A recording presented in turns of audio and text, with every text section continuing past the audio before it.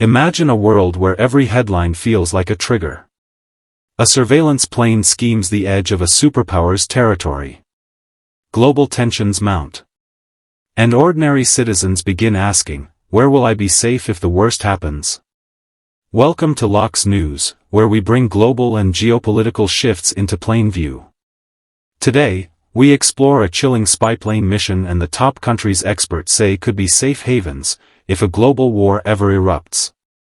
Let's begin with the spark. According to recent reporting, a U.S. surveillance aircraft, the RC-135U Combat Cent, was spotted circulating over the Russian exclave of Kaliningrad. The mission, long endurance, in-flight refueling enabled, high-tech intelligence gathering near a key Russian territory. Why does this matter? Kaliningrad lies between NATO members Lithuania and Poland, effectively a forward point in Europe. Each mission pushes into a zone of ambiguity. Is it purely intelligence, or a probe of reaction thresholds? The broader backdrop, Russia's ongoing conflict in Ukraine, increased airspace incursions into NATO countries, and rising fears among analysts that strategic signaling is intensifying. In other words, this isn't just a plane. It's a message. The message, we're watching. We're probing. Are you keeping up? And for viewers, the question becomes, if these missions are happening today, what happens tomorrow when global conflict escalates? That brings us to the second core part of today's video, the search for safe ground.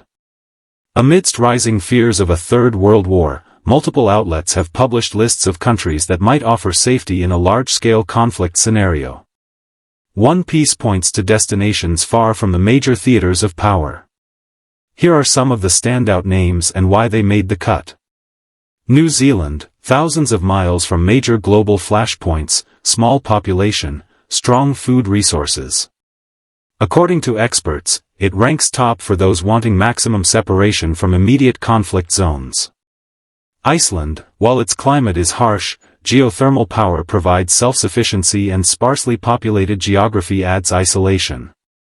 Chile, South America's stable, developed nation with natural separation from Northern Hemisphere power centers.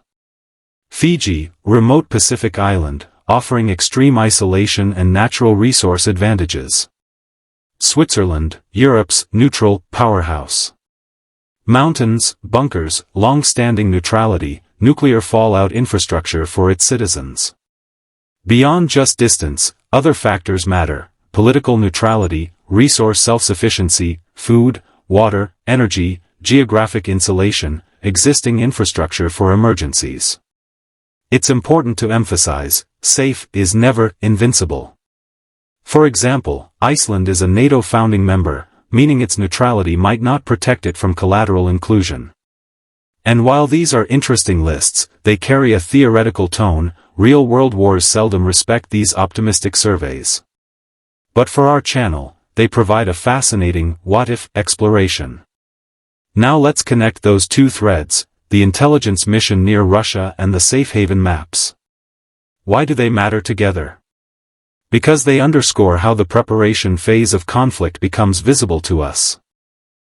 When a spy plane like the RC-135U circles Kaliningrad, it's not just surveillance, it's strategic mapping. It's gathering data on enemy radar, air defenses, response times, and geography. That information can be used in a contingency plan for large-scale conflict. This fact increases the threshold of war tension. When the threshold lowers, civil populations start shifting focus. If conflict breaks out, where do I go? What do I do? That's where the safe country lists become more than hypotheticals, they become part of a survival mindset. What is survival? It isn't just fleeing bombs. It's maintaining food, energy, shelter, healthcare, governance structures. For many of the countries listed, they tick those boxes. But let's challenge the narrative. What if the war is cyber or space-based instead of traditional bombs? What if a global conflict is asymmetric? Then the safe countries may still have vulnerabilities, satellite infrastructures, global supply chains, economic collapse.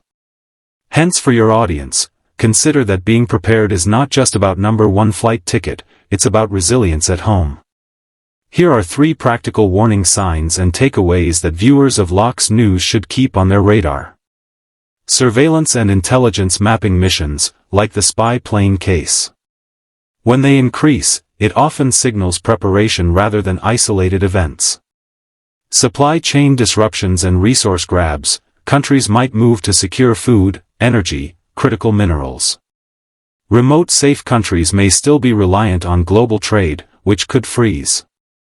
Alliances shifting and new defense postures, when neutrality begins looking less viable, or when countries invest heavily in defense bunkers, you know the emphasis is moving to survival readiness. For example, Switzerland has enough bunker space for 120% of its population, a remarkable fact for any viewer thinking of where to go. And while we in the US may not have to pick up and book flights, we do need awareness. Government policy, defense spending, alliances, and domestic resource planning all affect how resilient we are as citizens. Here's a vital point: this type of content can trigger anxiety, fear, and fatalism. So as your faceless narrator today, I want to highlight how we talk about this responsibly. Focus on facts: the plane mission is confirmed, published safe country lists exist. Avoid sensationalism. Instead of run for your life, encourage, take informed action. Encourage preparedness, not paranoia. Simple things: know your local disaster plan, ensure resources, follow trusted news sources. Maintain perspective. Large-scale world wars are low probability statistically, but exploring them deepens our understanding of today's risks. For your audience, the goal is, be aware, not alarmed. And remember, global conflict isn't inevitable, but preparedness and awareness always help.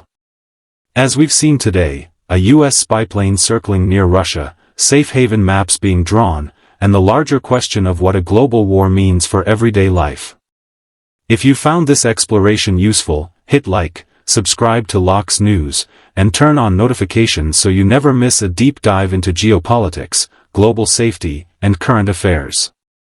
Leave a comment below. Which country would you choose as a safe haven and why? Thanks for watching, and I'll see you next time on Locke's News.